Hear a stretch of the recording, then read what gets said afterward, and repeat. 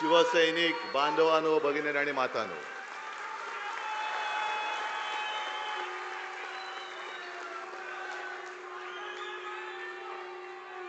काही क्षण असे येतात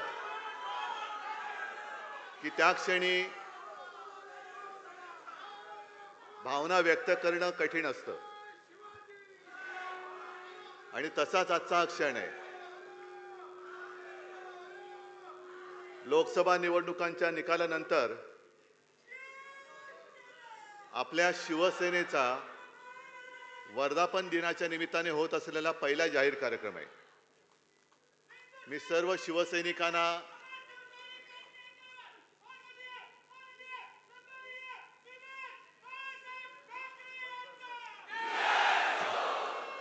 तमाम शिवसैनिकांना आपल्या शिवसेनेच्या मी वर्ष नाही मोजत, कारण शिवसेना म्हटल्यानंतर नवचैतन्य आणि तरुणाई आलीच पाहिजे. त्याच्यामुळे वर्ष किती होऊ द्यात, या वर्धापन दिनाच्या मी शुभेच्छा देतोय. साहजिकच आहे, गेल्या आठवड्यात आपली महाविकास आघाडीची एक पत्रकार परिषद झाली. सगळे आपले घटक पक्ष सोबत होते, काँग्रेस होती, राष्ट्रवादी, इतर सर्वच. त्याच वेळेला मी सर्वांना धन्यवाद दिलेच आहे, पण आज पुन्हा एकदा शिवसेनेच्या वतीने ज्या ज्या देशभक्तांनी महाविकास आघाडीला आणि शिवसेनेला मतदान दिलं, केलं, आशीर्वाद दिले, त्या सर्वांना, म्हणजे त्याच्यात माझे मराठी आलेच, हिंदू आलेच, दलितही आले, बौद्धही आले, मुसलमानही आले, ख्रिश्चनही आले, शीख सुद्धा आले, सर्व देशभक्तांना मी पासून धन्यवाद देतोय. दोन चांगले बॅट्समन आपण पाहिले. ओपनिंग बॅट्समन कडक होता, मधला बॅट्समन तुम्हाला माहिती आहे कसा होता. आणि अनेकदा माझी परिस्थिती ही शेवटचा जो कोण बॉलर असतो तो बॅटिंगला पाठवल्यानंतर कशी होते तशी होत झालेली आहे. म्हणजे आता रन झालेले आहेत, आता काय करायचं, मारायचा फटका, बसला बॉल तर बसला, बसला तर छकडा, नाही तर लकडा. पण लकडा कधी जाणार नाही, मारेन तो छकडाच मारेन. तुम्ही सर्वांनी माझं कौतुक केलेलं आहात. सगळं जे काही विजय झाला त्याचं श्रेय मला दिलेलं आहे, पण मी शून्य आहे. मी कधीही यशाचा मानकरी मीच आहे हे मी कधी मानणार नाही. यशाचे मानकरी, यशाचे धनी हे तुम्ही आहात. कारण शिवसेना प्रमुखांनी दोन गोष्टी मला सांगितल्या.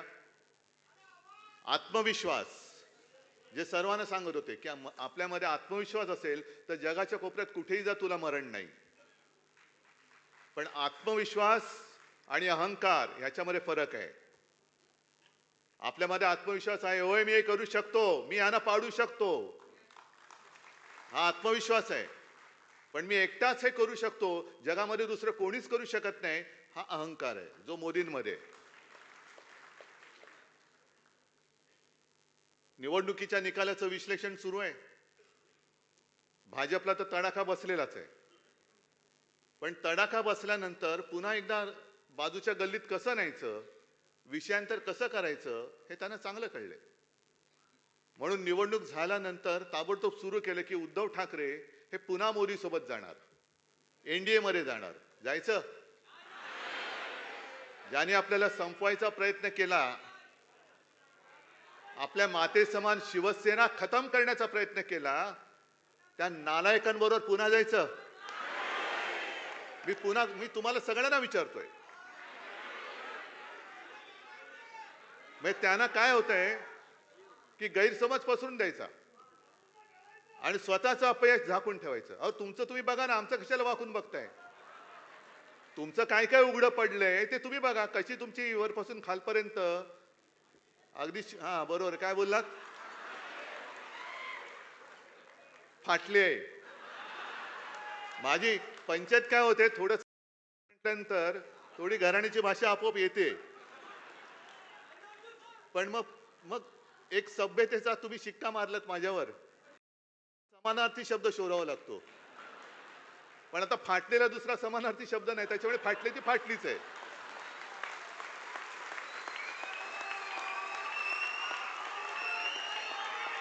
तर ते नाही झाकून ठेवायचं. मग उद्धव ठाकरे एनडीएत जाणार. आता मध्ये कोणीतरी काढलं भुजबळ शिवसेनेत जाणार. मला प्रश्न विचारले, म्हटलं तुमच्याशी भुजबळ बोललेत? नाही. मी भुजबळांशी बोललोय? नाही. भुजबळ माझ्याशी बोललेत? मग कशाला तुम्हाला या नसत्या उचापत्या करायच्या आहेत? ते आहेत मंत्री आहेत, त्यांचं ते बघतील ना. प्रत्येक जण आहे समजदार आहे, तो त्यांच्या वाटेने चाललोय, आम्ही आमच्या वाटेने चाललेलो आहोत. पण तुम्ही जी काय सांगड घालण्याचा प्रयत्न करताय आणि तुमचा अपयश झाकण्याचा प्रयत्न करतात, मी आज सगळ्यांचा सत्कार केला, खासदारांचा तर केलाच, पण माझ्या योद्ध्या उमेदवारांचा सुद्धा केला. आणि तो एवढ्यासाठी केला, सांगता येत नाही मध्यावधी निवडणूक लागली तर त्यावेळेला तुम्ही खासदार होणार आहात. हे सरकार काय चालेल असं मला वाटत नाही आणि चालू नये असंच माझं मत आहे. सरकार चालेल का? सरकार पडेल का? पडेल का नाही? चालेल का नाही? पडलंच पाहिजे. पुन्हा निवडणुका झाल्याच पाहिजेत आणि नाही तर आम्ही इंडिया आघाडीचं सरकार स्थापन करतो.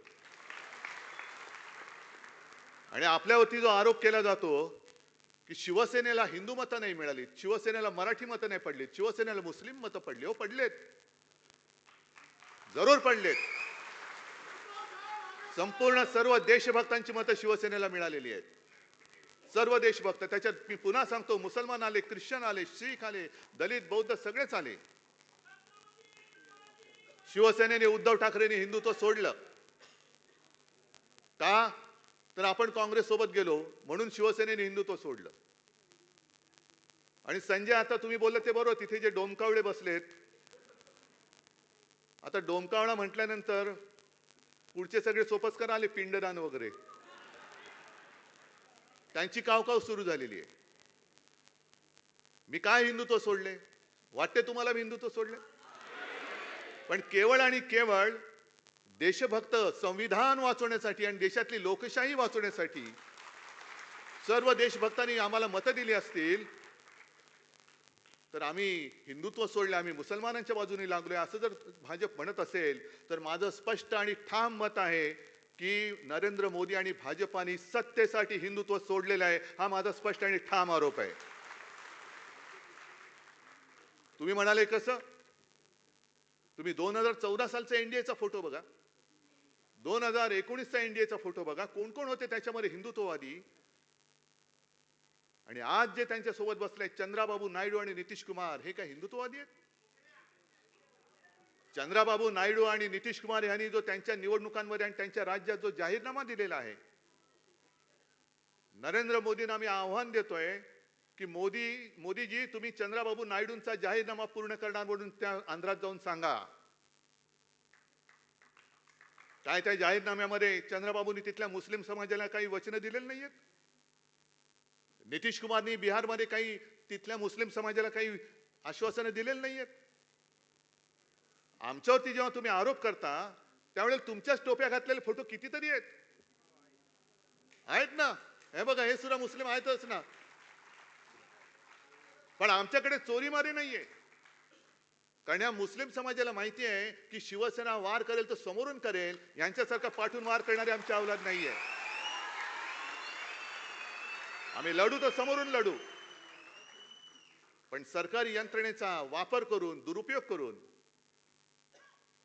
जसं आता काल संजय तुम्हीच तो अग्रलेख लिहिलाय, मध्ये आपले मिंदे बोलले होते की काही संस्थांनी, स्वयंसेवी संस्था आहेत ना, त्याच्यात विश्वंभर चौधरी आहेत, असीम सरोदे आहेत, निखिल वागले आहेत, अनेक युट्यूबर्स आहेत, त्यांनी लोकशाही वाचवण्यासाठी आणि संविधान वाचवण्यासाठी इंडिया आघाडी आणि महाविकास आघाडीला पाठिंबा दिला. त्यांना सुद्धा मी खास धन्यवाद देतोय. अनेक, हेमंत देसाई आहेत, रवीश कुमार आहेत, कितीतरी अशी मोठी यादी आहे, ध्रुव राठी आहे, अनेक जण आहेत. या सगळ्यांनी आम्हाला मतदान करण्यासाठी म्हणून प्रचार केलेला आहे. मग मिंदे जे बोलले की शहरी नक्षलवाद, हुकुमशाही तोडा मोडा, फोडून टाका आणि लोकशाही वाचवा, हा प्रचार हा नक्षलवाद वाटतो तुम्हाला? हा आतंकवाद वाटतो. मग लोकशाही वाचवा हा आतंकवाद असेल तर मी आतंकवादी आहे. देश वाचवा, देशाचं संविधान हा आतंकवाद असेल तर मी आतंकवादी आहे. पण तुमचे जे बापजादे दिल्लीत बसलेले आहेत, मोदी आणि शहा, ते सरकारी यंत्रणेचा दुरुपयोग करतायत. आमच्या कार्यकर्त्यांच्या घरी तुम्ही ED, income tax, CBI, police पाठवता. एक गद्दार जो अमोल तुझ्या इकडे ज्यांनी विजय ठापला, तो स्वतः निर्लज्जपणाने सांगतोय की काय करू, माझ्यासमोर मार्गच नव्हता, एक तर तुरुंगात जा नाही तर आमच्याकडे या. भ्रष्ट माणूस. दम दाट्या करून, तुरुंगाची भीती दाखवून तुम्ही पक्षामध्ये घेता, सरकार पाडता, पैशाचा लालूच दाखवता. हा तुमचा नक्षलवाद नाही तर दुसरं काय आहे? हा तुमचा जो काय सरकारी, हा शासकीय नक्षलवाद आहे का? हा नक्षलवादच आहे. सत्तेचा दुरुपयोग करणं, विरोधी पक्ष तोडून टाकायचे, फोडून टाकायचे, चांगली सरकार चाललेली पाडून टाकायची आणि स्वतःच्या पक्षात घेऊन त्यांना मंत्रिपद द्यायची, हा शहरी नक्षलवादापेक्षाही भयानक, हा लोकशाहीची हत्या करणारा हा नक्षलवाद आहे. नक्षलवादी तुम्ही आहात. आमच्यावरती जेव्हा तुम्ही बोटं दाखवता तेव्हा तुमचं कर्तृत्व जे आहे हे काही लोकांनी बघितलं नाही अशातला भाग नाहीये. जनतेने सगळं बघितलेलं आहे, म्हणून एवढं सगळं केल्यानंतर सुद्धा जनतेने आम्हाला मतदान केलेलं आहे. आणि मी मिंद्यांना सांगतोय, भाजपला सांगतोय, जे भास्करराव तुम्ही आणि संजय राऊत तुम्ही बोललात, मी आज त्यांना पुन्हा एक आव्हान देतोय, जर तुम्ही षंढ नसाल तर शिवसेना प्रमुखांचा फोटो न लावता, माझ्या शिवसेनेचं नाव न लावता, धनुष्यबाण न लावता माझ्यासमोर निवडणूक लढून दाखवा.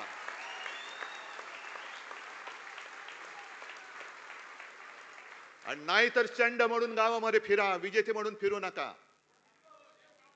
मला अभिमान आहे, एका गोष्टीचा मला अभिमान जरूर आहे की या वेळेला आम्ही शिवसेना प्रमुखांखेरीज दुसरा कोणाचाही फोटो वापरला नाही आणि यापुढे सुद्धा वापरणार नाही. मोदींचा अजिबात वापरणार नाही. आणि मोदीजी, मी तुम्हाला आमंत्रण देतोय, विधानसभेचा प्रचार महाराष्ट्रात आत्तापासून सुरू करा. मी आहे आणि तुम्ही आहे, फक्त या षंडानं बाजूला ठेवा. नाव चोरायचं नाही, वडील चोरायचे नाहीत, धनुष्यबाण चोरायचं नाही. धनुष्यबाण बाजूला ठेवा, नवीन निशाणी घ्या, मिंद्याच्या वडिलांचा फोटो लावा आणि या समोर. अरे माझ्या वडिलांचे फोटो लावून स्ट्राईक रेट सांगता तुम्ही? षंड कुठले? यांच्याकडनं आपल्या राज्याचं काय भविष्य होणार आहे? पण एक गोष्ट बरी झाली की या निवडणुकीमध्ये आपले कोण आणि परके कोण, मित्र कोण आणि शत्रू कोण हे स्पष्ट झालेले आहे. काही जणांनी केवळ उद्धव ठाकरे नको म्हणून त्यांना बिनशर्त पाठिंबा दिला.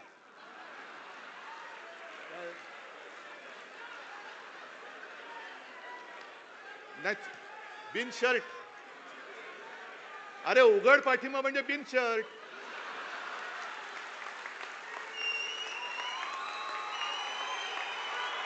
उघड पाठिंबा दिला म्हणजे बिनशर्त ना. मग ना बरोबर का चूक आहे? काय? नाही नाही, उद्धव ठाकरे नको, मी हा बघा शर्ट काढला, बिनशर्त पाठिंबा देतो तुम्हाला उघड.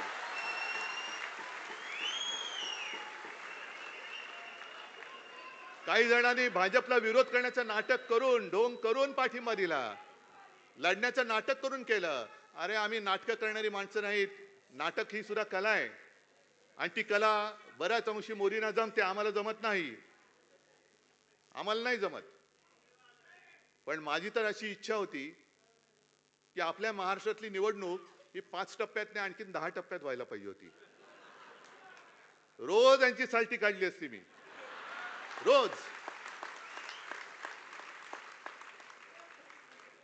कारण एकदा बघा, आपल्याला शिवसेना प्रमुखांनी काय सांगितलं, म्हणून मी म्हटलं ना की मी नम्र आहे, सगळ्यांशी नम्रपणाने वागतो. तुम्ही प्रेमाने वागा, आम्ही प्रेमाने वागू. पण जर पाठीत वार कराल तर आम्ही वाघ नख काढू. आम्ही वाघ नख काढू. आता मुनगट्टी वार, ज्यांचे नख उपटले चंद्रपूरमध्ये, ते लंडनमध्ये पुन्हा वाघ नख आणायला चाललेत. अहो कशाला त्या छत्रपतींचा तुम्ही अपमान करताय? कशाला अपमान करताय? एक तर तुमची पात्रता नाही, गद्दार मानसिकतेचे तुम्ही, भगव्याशी बेईमानी करणारी अवलाद तुमची. संपूर्ण महाराष्ट्रामध्ये आणि देशामध्ये माझा हा छत्रपतींचा भगवा असतो, त्याच्यावरती कोणतं सिंबॉल नव्हतं, काही नव्हतं, पण त्या भगव्यामध्ये तुम्ही भेद केला. कुठलं काय यांचं चिन्ह छापा, कुठलं काय, म्हणून मी तुम्हाला सांगतोय आपल्या भगव्या झेंड्यावरती आपलं चिन्ह टाकायचं नाही. आपला भगवा पवित्र शिवरायाचा भगवा आहे, तो भगवाच असला पाहिजे. मशालीचा प्रचार वेगळा करा, मशालीचा प्रचार वेगळा करा. मशाली आपली धगधगती मशाल आहेच, पण छत्रपतींच्या भगव्याला कलंक त्यांनी लावण्याचा जो प्रयत्न केलेला आहे त्यांना आपल्याला गाडायचंय. म्हणून छत्रपतींच्या भगव्याला आपली मशाल किंवा दुसरं कोणतेही चिन्ह टाकू नका. आपला शिवसेनेचा भगवा भगवाच असला पाहिजे. एक एक आपला भगवा दिसल्यानंतर हा कोणाचा भगवा? अरे कोणाचा भगवा? हा छत्रपतींचा भगवा, शिवरायाचा भगवा, हिंदूंचा भगवा, मराठी माणसाचा भगवा, महाराष्ट्राचा भगवा, वारकऱ्यांचा भगवा आहे, साधू संतांचा भगवा आहे. त्यावेळेला कोणी असं केलं होतं? तुकाराम महाराजांचा भगवा वेगळा, ज्ञानेश्वरांचा भगवा वेगळा? नाहीच. भगवा भगवा आहे आणि मशालीशी साधर्म्य असणार आहे. जसं ती एक ज्वाळा दिसते भगवा फडकताना, मशाल दिसते, तीच मशाल घेऊन आपण यांच्या बुडाला आता आग लावलेली आहे. तीच मशाल आहे आपली.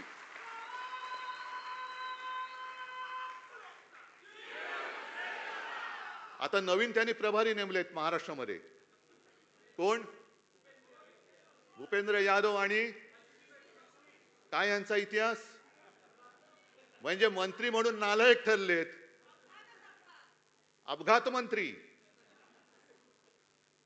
काय कोण? वैष्णव, अश्विनी वैष्णव मंत्री म्हणून नालायक ठरलेत. बरं झालं त्यांनी महाराष्ट्राचा कारभार बघायला त्यांच्याकडे दिले, कारण महाराष्ट्रामध्ये सुद्धा आता आणखीन मोठं त्यांचा हे होणार आहे, खालसा होणार आहेत ते. भूपेंद्र यादव सुद्धा पाठीकडे पडलेत, कारभार म्हणून शून्य. जर तुम्ही देशाच्या मंत्र्यांना पक्षाचं काम देणार असाल तर देशाचं काम करणार कोण? आणि असे मंत्री तुम्ही तुमच्या पक्षाच्या कामाला जुंपले तर रेल्वेचे अपघात होणार नाही तर आणखीन काय होणार? म्हणजे सरकार कोणासाठी आहे? कोण चालवते सरकार? मग इथे जे आमचे बसले तुम्ही त्यांना काय म्हणालात? बरोबर बोललात. मग ते पुन्हा येईन म्हणणारे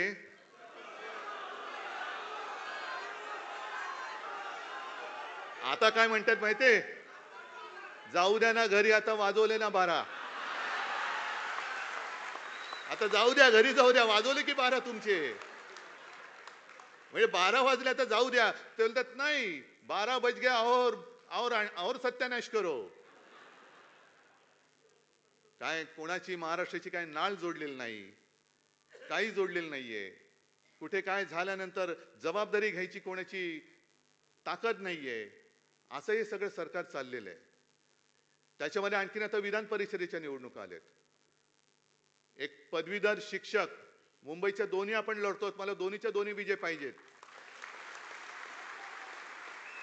नाशिक शिक्षक लढतोय, मला नाशिक शिक्षक सुद्धा यावेळेला जिंकून पाहिजे. आता लढाई सुरू झालेली आहे. आता थांबायचं नाही. आता शेवटचा विजय मिळेपर्यंत थांबता येणार नाही आपल्याला. पण त्याच बरोबरीने आणखीन 11 विधान परिषदेच्या जागांची निवडणुकीची घोषणा झालेली. 11 ज्या आमदारांच्या मतांवरती निवडून येणार. मला सुप्रीम कोर्टाला एक विनंती करायची की किती तुम्ही अंत बघणार आहात? अपात्रतेचा निर्णय जो शिवसेनेच्या बाबतीत तुम्ही खोळंबून ठेवलेला आहे, राष्ट्रवादीच्या बाबतीत ठेवलेला आहे, ते 40 आमदार जर का अपात्र झाले तर ही निवडणूक होऊ शकेल का? आणि यांच्या अपात्रतेबद्दल टांगती तलवार असताना ही निवडणूक होऊ कशी शकते? मग आता हे काय सांगतील? निवडणूक प्रक्रिया सुरू झाली. प्रक्रिया सुरू केलीच कशी? झालीच कशी? अपात्र आमदार, गद्दार आमदार हे मतदान करू कसे शकतात? न्याय मिळाला पाहिजे, बरोबर आहे. पण न्यायालय जर का विलंब लागत असेल तर मी मागे सुद्धा बोललो होतो, शिवाजी पार्क वरती बोललो होतो, अरे रुग्णामध्ये जोपर्यंत जीव आहे तोपर्यंत त्याला औषध द्या, श्वास सोडल्यानंतर ऑक्सिजन घेऊन धावत धावत आला, शेवटी न्याय मिळाला. अरे मेला तो, मेला आता तो. मग काय करायचं, त्याच्या कबरीवर व्हायचंय नुसतं तुमचा नाही, काय करायचं काय?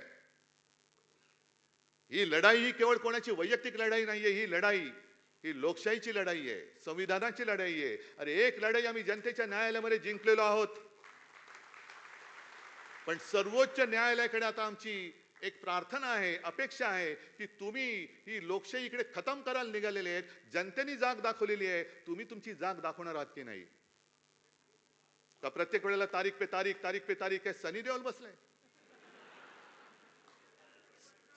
किती काळ बघायचंय?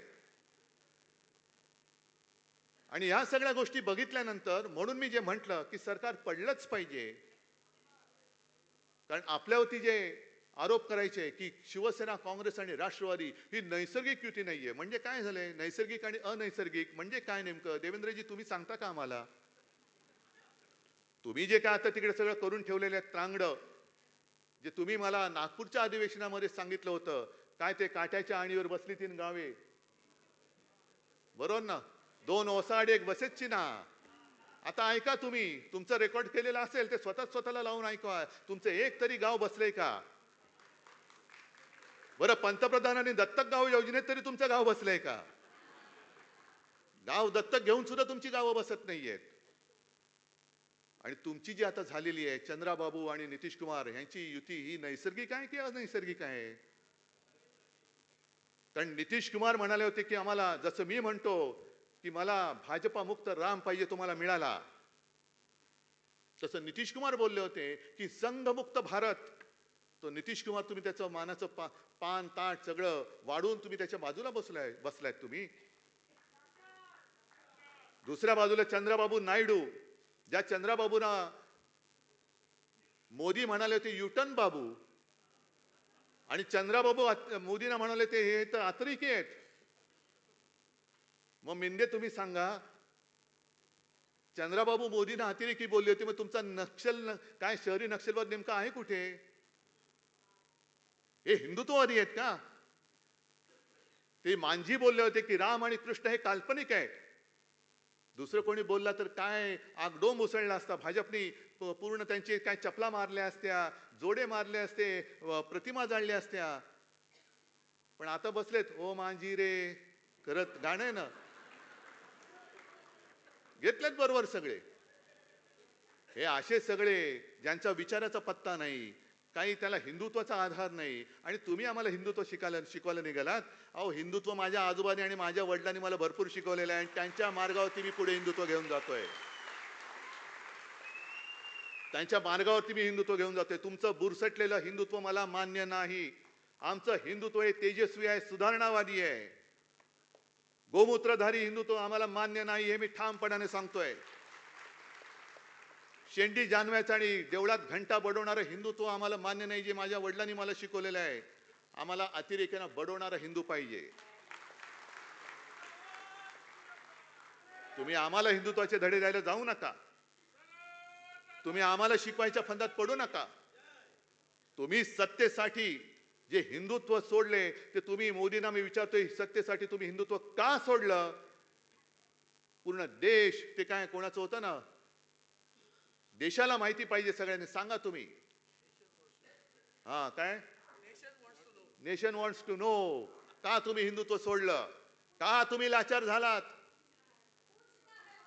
हा, पूछता है भारत. नाही, आता पुसताय भारत, त्यांना पुसून टाकतोय भारत, त्यांना पुसून टाकतोय. पुढच्या निवडणुकीमध्ये यांचं नामोनिशाण नाही शिल्लक ठेवायचे. जे नड्डा निघाले होते आपल्याला नड्डायला,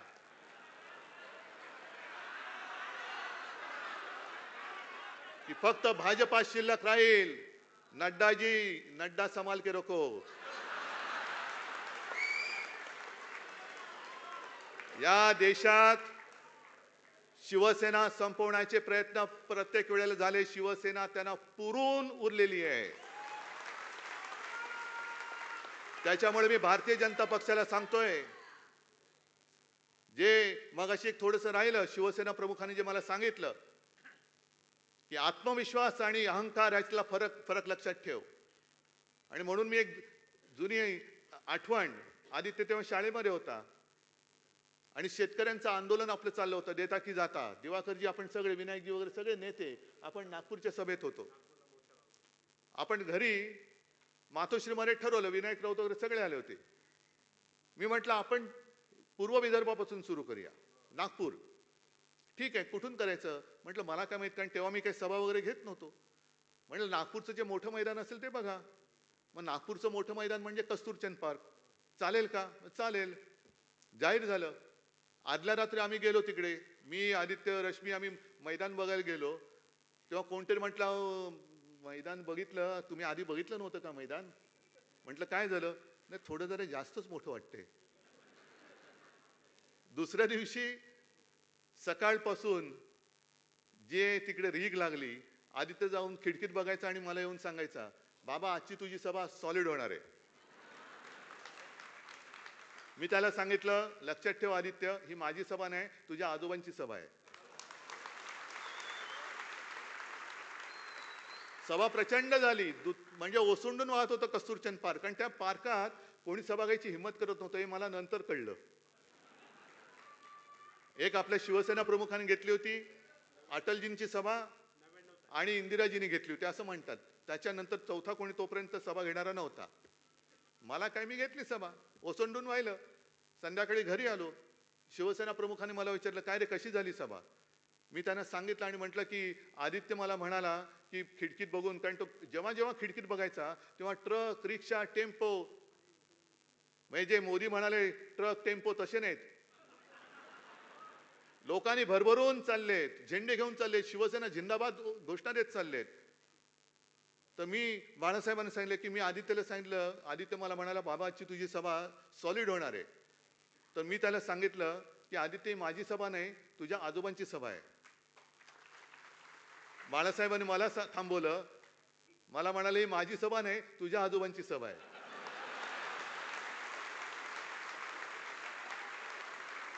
आणि मला म्हणाले, एक लक्षात ठेव उद्धव, ज्या वेळेला तुझ्या डोक्यात तू कोणीतरी आहेस अशी हवा जाईल, त्या क्षणी तू संपलास.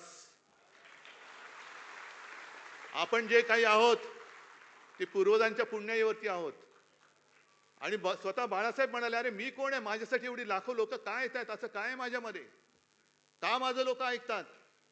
मी साधा माणूस आहे, पण फक्त आणि फक्त आपल्या पूर्वजांचे आशीर्वाद माझ्या मागे आहेत, म्हणून माझं ऐकायला लोक येतात. तसंच मी सुद्धा शून्य आहे, मी सुद्धा शून्य आहे. आणि बाकी सगळे तुम्ही जे आहात, तुम्ही शून्याच्या मागे उभं राहायचं का पुढे उभं राहायचं हे ठरवणारे तुम्ही लोक आहात. शून्याच्या मागे उभं राहिलं तर काय किंमत असते आणि पुढे उभं राहिलं तर काय किंमत असते. मी लढतो ते तुमच्या हिमतीवरती आणि तुमच्या भरोश्यावरती लढतो. मी लढतो ते मी माझ्या महाराष्ट्रासाठी लढतो. मी लढतो ते आपल्या मुंबईसाठी लढतो. आणि मी लढतो तो देशभक्तांच्या न्याय हक्कासाठी लढतो. आणि म्हणूनच ही लढाई, ठीक आहे, काही योद्धे आपले पराभूत झाले, पण लक्षात ठेवा, या कठीण प्रसंगामध्ये आपण जगाला एक दाखवून दिलेलं आहे, भाजप सुद्धा अजिंक्य नाही, मोदी सुद्धा अजिंक्य नाहीत, मोदींचे पाय सुद्धा मातीचेच आहेत, हे आपण सिद्ध करून दाखवलेलं आहे. आणि जेव्हा इतिहास लिहिला जाईल तेव्हा ओमराजे, तुझं एक वाक्य मी सांगतोय, पुढे गेलो ओमराजे. ओमराजे एक चांगलं वाक्य बोलला होता. ओमराजेने सभेत विचारलं होतं, खंडोजी खोपडे, सूर्याजी पिसाळ ही नावं घेतल्यावर आपण काय म्हणतो? किती वर्ष झाली त्यांना? अजूनही त्यांच्या कपाळावरचा गद्दारीचा ठसा पुसू शकले नाही, तर ह्या गद्दारांचा कधी पुसला जाणार? आणि इतिहासामध्ये नोंद ही गद्दार म्हणून आपली व्हायला पाहिजे का योद्धा म्हणून व्हायला पाहिजे? मी म्हणेन, हार जीत होत असते, निवडणूक हारलो तरी उद्या जिंकेन, पण जर हिम्मत हारलो तर पुन्हा जिंकू शकणार नाही. मी हिम्मत हारणार नाही, मी हिम्मत तुम्हाला हरू देणार नाही. काही ठिकाणी निवडणूक जरूर हरलो असेल, जिवारी लागलाय माझा पराभव, पण ह्या पराभवाचा वचपा मी तिथे विजय मिळवून दाखवल्याशिवाय राहणार नाही, ही शपथ घेतो आणि आपली रजा घेतो. जय हिंद, जय महाराष्ट्र.